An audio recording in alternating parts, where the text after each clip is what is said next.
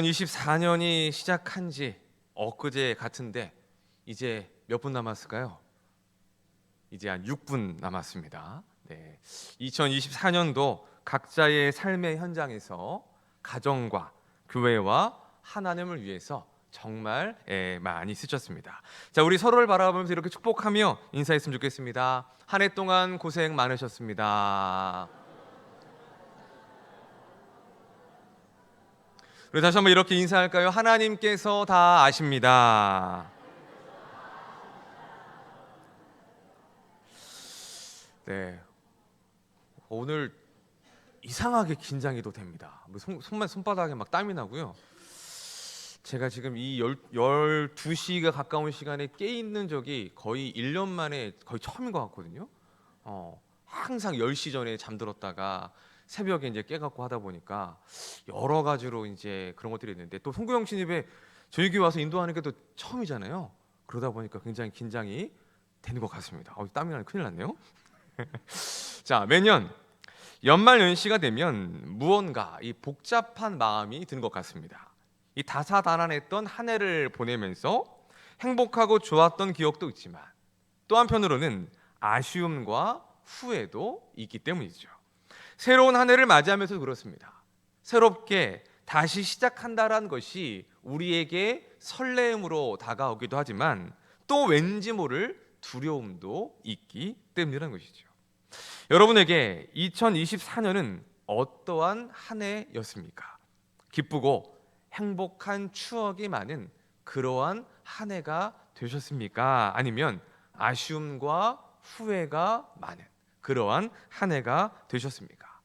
또 다가올 2025년은 어떠한 한 해가 되기를 소망하십니까? 그것이 어떤 마음이건 새롭게 시작하는 2025년에는 우리 모두가 주 안에서 강건하고 행복했으면 좋겠습니다. 하나님께서 더 크신 은혜와 사랑을 우리에게 베풀어 주시고 우리는 하나님을 바르게 믿고 섬기는, 그리하여 하나님을 더욱더 사랑하는 그러한 한 해가 되시기를 주님의 이름으로 축원합니다. 자, 오늘 우리가 함께 나눌 말씀의 제목은 앞으로 약 3년간 우리 예사랑교회의 표어와 비전이 될 말씀입니다. 자, 저를 한번 따라해 보겠습니다. 보라, 새 것이 되었도다.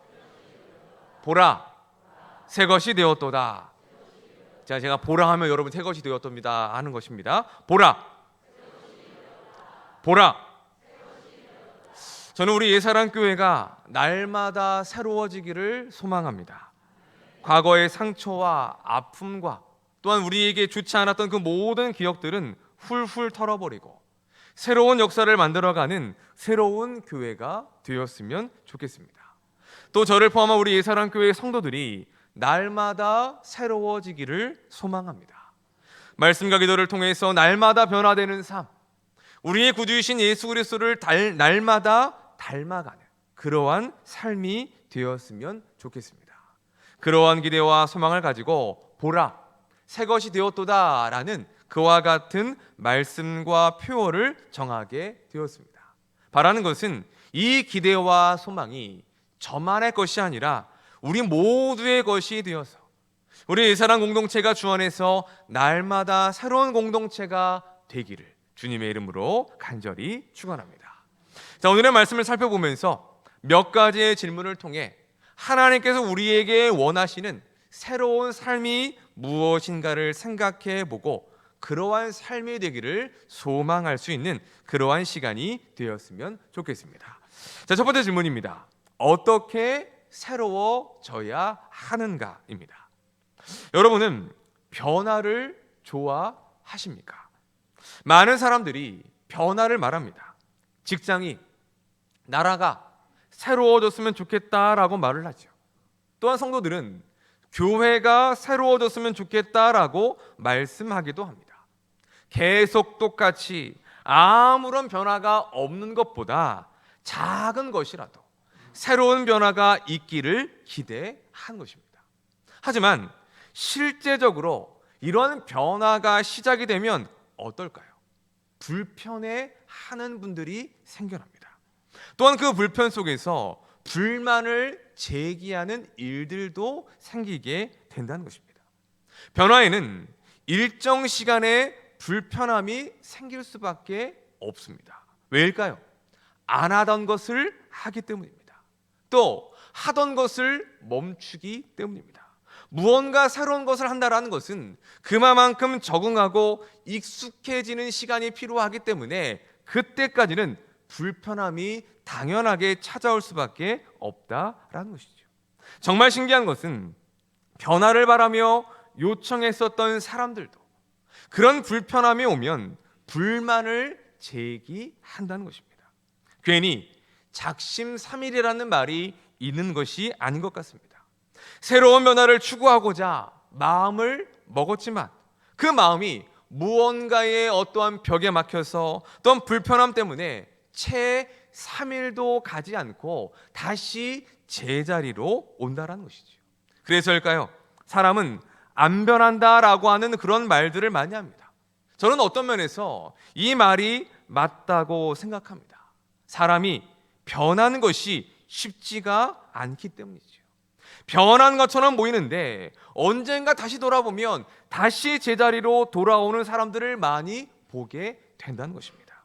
사람은 자신의 힘만으로는 결코 무언가를 만들어내거나 변할 수가 없는 존재라는 것을 우리는 늘 우리의 삶 속에서 확인하게 된다는 것입니다.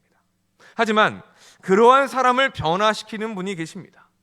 새롭게 하시되 이전과는 완전히 다르게 새롭게 하시는 분이 계십니다.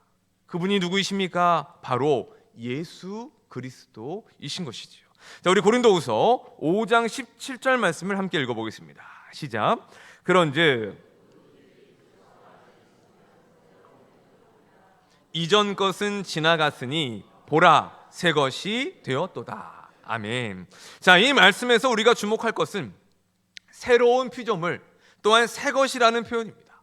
누구든지 새로운 피조물과 누구든지 새 것이 될 수 있다는 것이죠. 자, 그런데 여기서 중요한 근거가 있습니다. 새로운 피조물 새 것이 되기 위해서는 그리스도 안에 있어야 한다는 것입니다. 곧 우리의 구주이신 예수 그리스도만이 우리를 변화시키시고 우리를 새롭게 하실 수 있는 분이시다라는 것을 오늘 말씀이 우리에게 가르쳐주고 있는 것입니다. 그런 의미에서 성경은 누구든지 그리스도 안에 있으면 새로운 피조물이다라고 선언하시는 것입니다. 자, 그렇다면 새로운 피조물이란 무엇을 말하는 것일까요? 이것은 예수 믿기 이전과는 전혀 다른 우리의 신분과 정체성의 변화를 말하는 것입니다. 죄인이었던 우리가 예수님을 믿음으로 의인이 되었습니다. 마귀의 자녀였던 우리가 그리스도 안에서 하나님의 자녀가 되었습니다. 또 영원한 사망과 지옥에 갈 수밖에 없었던 우리가 영원한 생명을 얻고 천국을 기업으로 받는 그와 같은 복된 인생으로 바뀌게 되었다는 것이죠. 이런 놀라운 변화를 성경은 새로운 피조물이다, 새 것이다 라고 말하고 있는 것입니다. 사랑하는 성도 여러분, 여러분은 예수 그리스도 안에 있으십니까? 예수님이 여러분 안에, 여러분이 예수님 안에 거하고 있음을 믿으십니까? 예수님 안에 거하고 있다면 이미 우리는 새로운 피조물입니다. 이미 우리는 새 것이 되었다는 것이죠. 여러분 믿으십니까? 그 새로움의 변화는 내가 이루는 것이 아니라 그리스도께서 이루시는 일인 것입니다.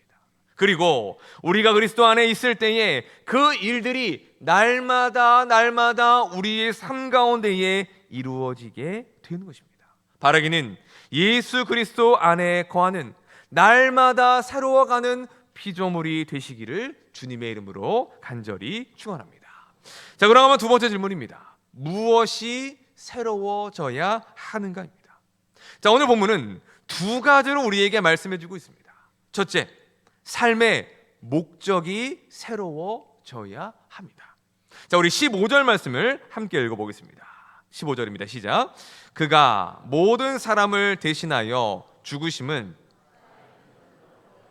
다시는 그들 자신을 위하여 살지 않고 오직 그들을 대신하여 죽었다가 다시 살아나신 이를 위하여 살게 하려 함이라. 아멘.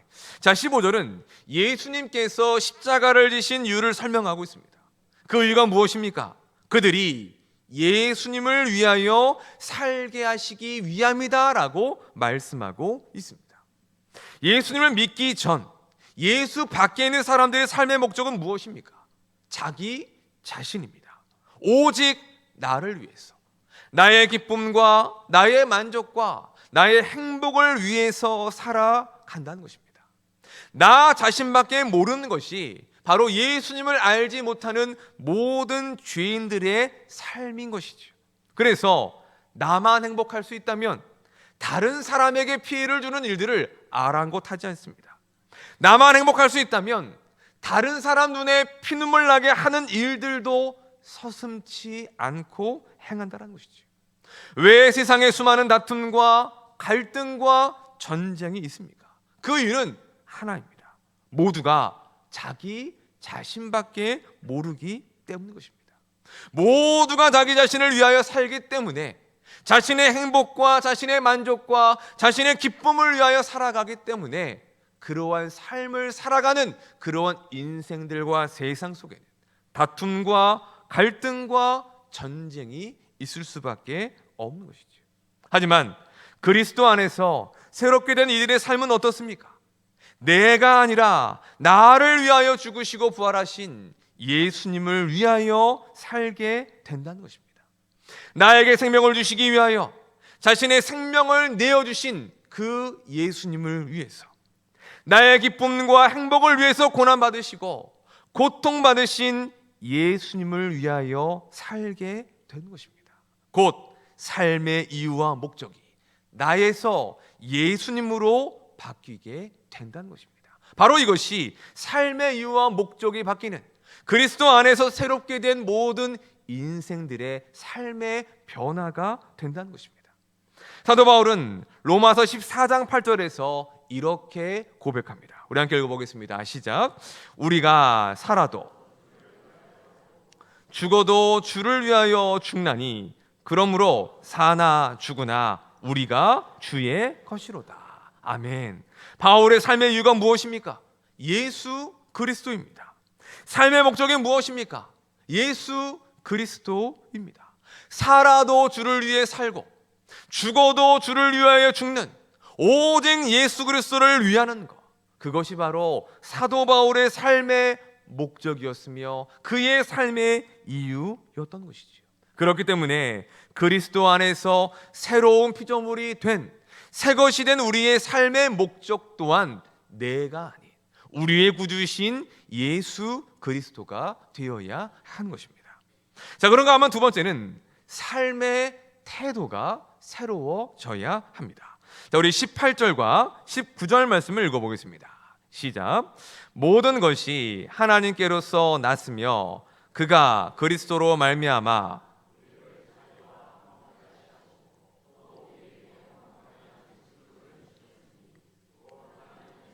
그리스도 안에 계시사 세상을 자기와 화목하게 하시며 그들의 죄를 그들에게 돌리지 아니하시고 화목하게 하는 말씀을 우리에게 부탁하셨느니라. 아멘. 하나님은 새로운 피조물이 된 새 것이 된 우리에게 하나의 직분과 사명을 주시는데 그것이 무엇입니까? 바로 화목하게 하는 직분이다라고 말씀하고 있습니다. 즉 우리가 예수님 안에서 하나님과 화목하게 된 것처럼 예수 믿지 않는 이들이 우리를 통하여 하나님과 화목하게 되는 것, 우리를 통하여 그들이 예수님을 믿게 된 것을 하나님께서 우리의 삶을 통해 원하신다라는 것을 말씀하고 있는 것입니다. 자, 그렇다면 그 화목함이 어떻게 이루어질 수 있을까요?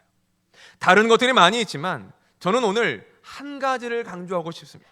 그것은 바로 사람들을 대하는 성도들의 태도의 변화에 있다는 것입니다. 곧 사람에 대한 존중, 사람에 대한 배려, 상대를 향하여 우리의 마음을 여는 그러한 태도가 있을 때에 우리를 통하여 그들 또한 그리스도와 화목하게 하는 그러한 일들이 이루어지게 된다는 것입니다. 기독교는 예로부터 많은 비판을 받아왔습니다. 그 비판 중에 가장 큰 것은 독선적이고 오만하다라는 것입니다. 기독교는 매우 독선적이고 오만하다라고 하는 평가를 많이 받아왔다는 것이죠. 두 가지의 차원에서 그렇습니다. 하나는 왜 다른 종교와 신을 인정하지 않느냐라는 것입니다. 왜 자기들이 믿는 하나님만 믿어야 한다라고 그렇게 강요하느냐라는 것이죠. 천주교는 그렇게 하지 않습니다. 천주교는 어떻게 합니까? 석가탄신일이 되면 성당 앞에 버젓이 현수막을 붙여놓습니다. 뭐라고요? 부처님 오심을 축하합니다. 그리고 요즘 절에는 크리스마스가 되면 뭐가 생기는지 아십니까? 절에 트리가 생깁니다. 트리도 생기고 또 뭐가 붙느냐? 현수막도 붙습니다.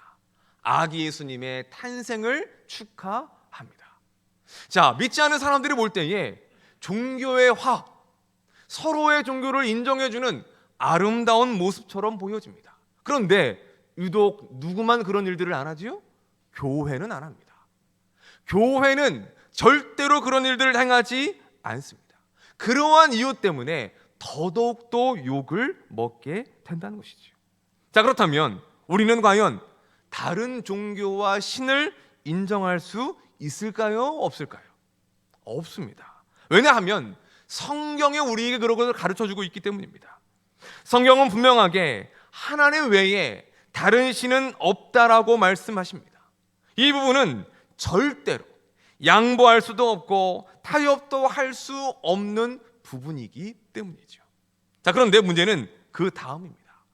성도들이 다른 사람들을 대하는 태도의 문제가 있다는 것이죠. 존중과 배려가 없이 독선적이고 오만하고 배타적인 삶을 살아가는 것 때문에 그러한 비판을 받기도 한다는 것입니다. 사실은 이 부분이 더 우리에게 뼈아픈 대목일 것입니다. 전에 사역하던 교회에서 한 남자 집사님들과 함께 성경 공부 모임을 했습니다. 그리스도인의 삶에 대해서 함께 이야기를 하다가 이분이 다니던 직장의 상사에 대해서 이야기를 하셨습니다. 한 상사분이 계시는데 이분이 굉장히 까칠하시다고 합니다. 굉장히 화도 잘 내시고 부하 직원들을 굉장히 힘들게 하는데 유명하다고 합니다. 자, 그런데 그러한 상사가 1년에 딱 2번 정도 딴 사람처럼 변할 때가 있다고 합니다. 그게 언제냐? 이분이 교회를 다니시는데 본인 교회에서 전도 초청 행사를 할 때면 사람이 완전히 변한다는 거예요. 그때가 되면 얼마나 선하고 얼마나 오래 참아주고 얼마나 사람들에게 잘해주는지, 그러면서 뭘 주느냐? 전도지를 주면서 꼭 이번에 우리 교회에 와서 꼭 참석 좀 해달라고 이야기를 한다는 거죠.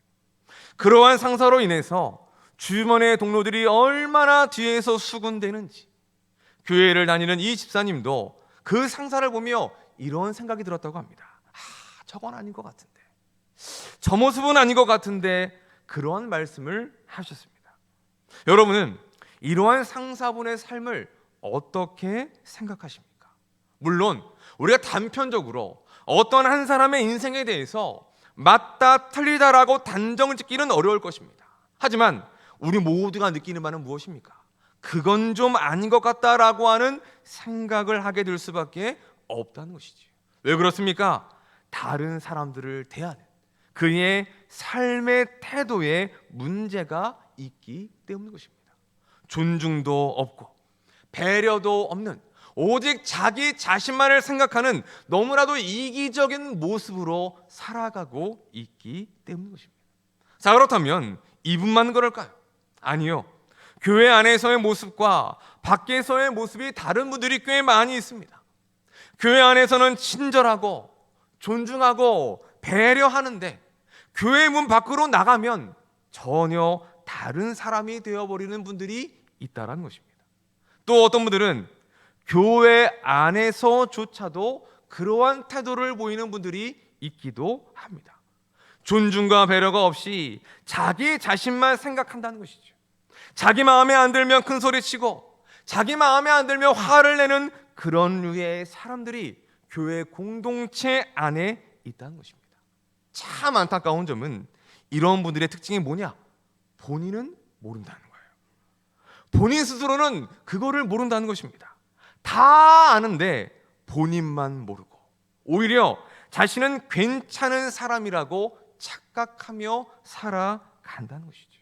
자, 그러면 그러한 삶의 태도를 가진 이들이 과연 세상의 사람들로 하여금 그들을 하나님과 화목하게 하는 그 직분을 감당할 수가 있겠습니까? 과연 누가 그러한 사람을 보고 믿지 않던 이들이 예수를 믿고 하나님과 화목하는 그 일들을 나아갈 수가 있게 되겠습니까?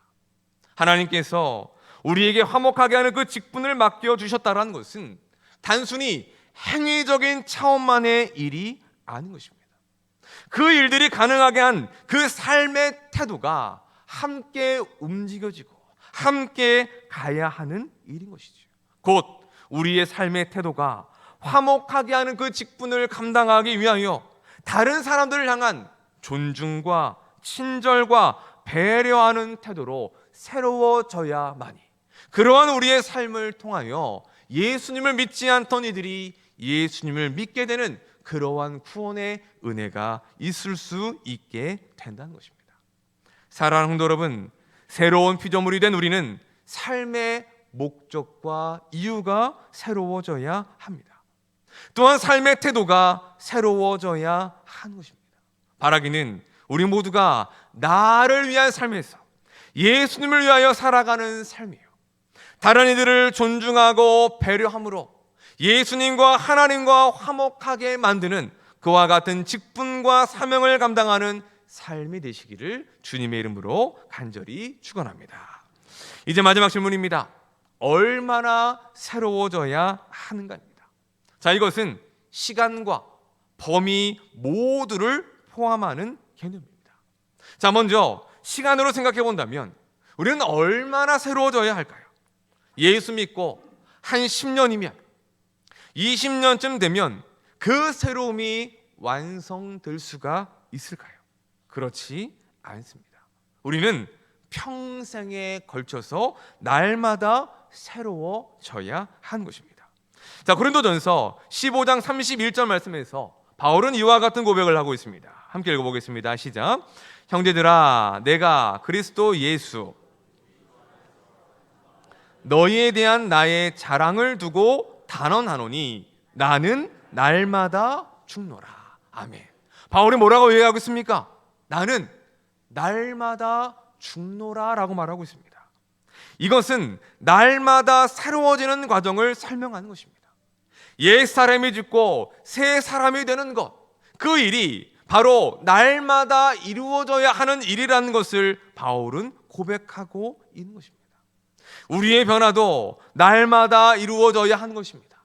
날마다 말씀을 통하여 우리의 삶을 돌아보고 날마다 예수님을 따라가기를, 날마다 말씀을 통하여 우리의 사람이 죽고 날마다 우리의 겉사람이 새롭게 되기를 소망하는 그와 같은 삶이 우리 안에 있어야 한다는 것을 보여주고 있는 것입니다. 날마다 새로워지되 우리가 천국 가는 그날까지 우리의 그 새로움에 대한 변화는 계속적으로 이루어져야 함을 말씀해 주고 있는 것입니다. 그렇다면 다음으로는 범위입니다. 어디까지 새로워져야 할까요? 예전 삼성의 이건희 회장이 아주 유명한 말을 남겼습니다. 뭐라고 했느냐? 마누라와 자신만 빼고 뭐라고요? 싹 바꿔라. 그 한마디에 삼성은 그야말로 환골탈태를 해서 그 이건희 회장 때에 세계적인 인류 기업으로 도약하게 됩니다. 우리는 어디까지 새로워져야 할까요?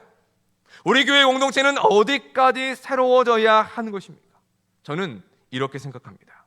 우리의 마음부터 모든 것이 새로워져야 하는 것입니다.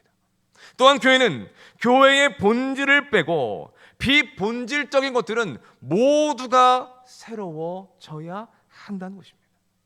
그렇다면 본질은 무엇입니까? 본질이란 절대로 없어서는 안 될 것, 시간이 지나도 변하지 않는 것이 본질입니다.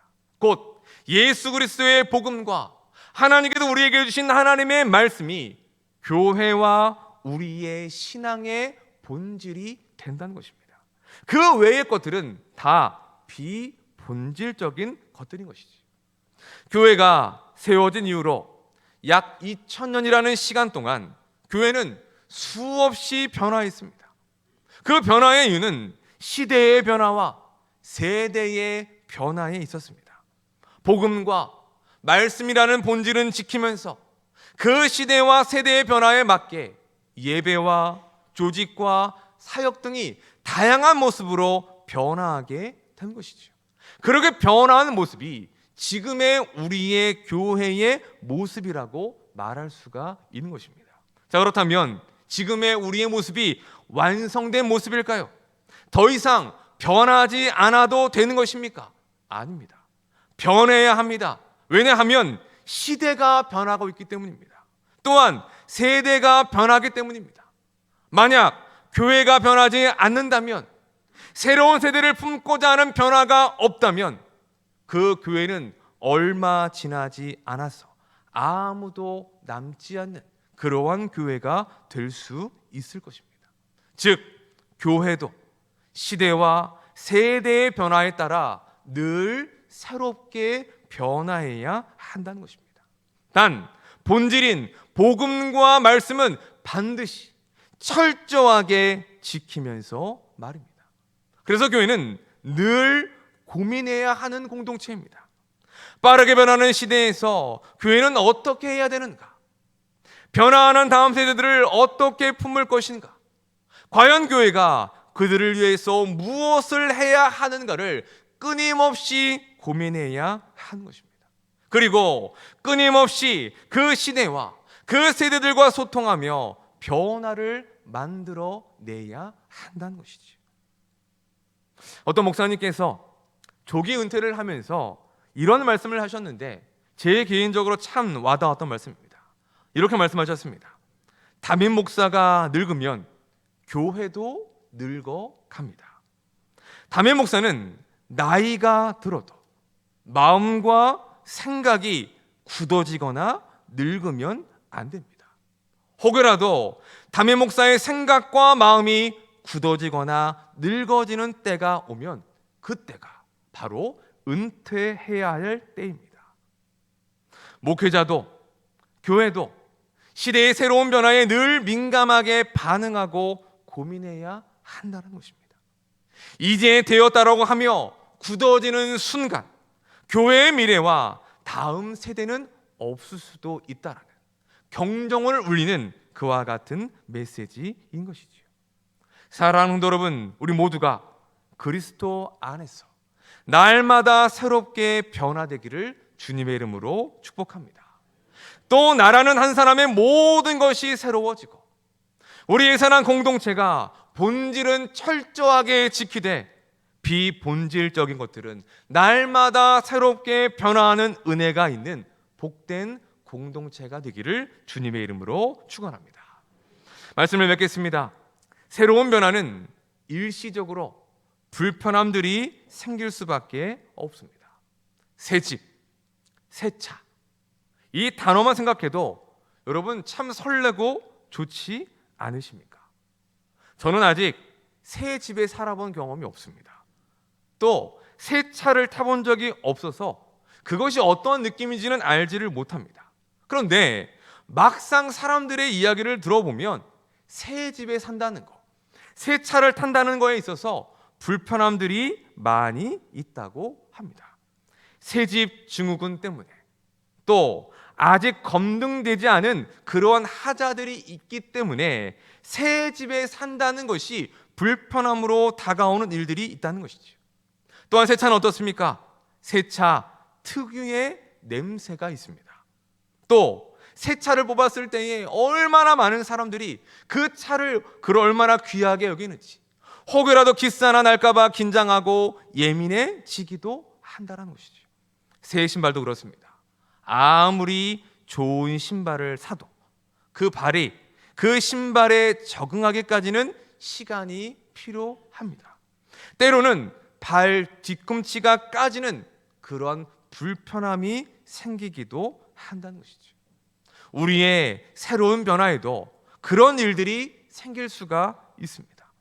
우리가 이전과는 다르게 하나님의 말씀대로 살려고 해도 일단은 우리의 삶에 마주치는, 우리의 몸의 불편함들과 마주치는 그러한 일들이 생기는 것처럼 말입니다.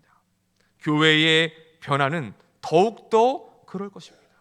어떠한 변화 때문에 어떠한 불편이 생길 수도 있고, 또한 그것 때문에 어떠한 불만이 생길 수도 있을 것입니다. 그럴 때 무엇이 필요할까요? 참고 인내한 것이 필요합니다. 또한 교회는 여러분의 도움이 필요한 것입니다. 그 불편함을 넘을 때, 그 불편함 속에서 잠시 참아낼 때 새롭게 변화하는 우리, 또한 새롭게 변화하는 우리 예사랑교회 공동체가 될 수가 있는 것입니다. 사랑하는 성도 여러분, 우리를 새롭게 하시는 예수 그리스도를 믿고 그 새로움을 향하여 나아가는 삶이 되시기를 주님의 이름으로 축원합니다. 우리 모두가 보라 새 것이 되었도다 라고 나 자신을 보며, 또한 서로를 보며, 우리 교회 공동체를 보며 자랑하고 기뻐할 수 있는 그러한 변화가 있는 2025년의 한 해가 되기를 주님의 이름으로 축원합니다. 그 믿음과 또 우리를 새롭게 하시는 그리스도를 믿는 믿음 가운데에 날마다 새로워지고 날마다 새로워지는 교회의 공동체를 함께 만들어가기를 소망할 수 있는 복된 새해가 될 수 있기를 주님의 이름으로 간절히 축원합니다. 우리 시간 함께 들은 말씀 생각하면서 찬양하고 함께 기도하도록 하겠습니다.